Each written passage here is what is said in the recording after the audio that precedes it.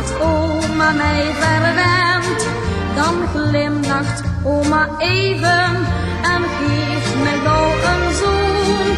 En zegt dan tegen mami, ik kan het nu nog doen.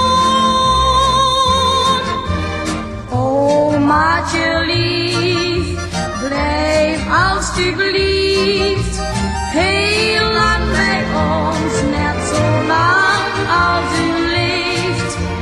U hoort bij mij, u bent van mij, niemand als ik die zo'n omaatje heeft.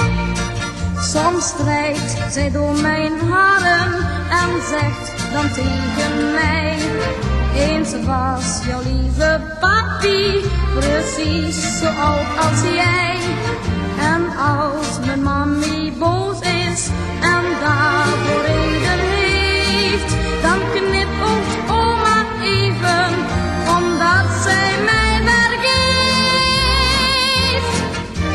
Omaatje lief, blijf alstublieft heel lang bij ons, net zo lang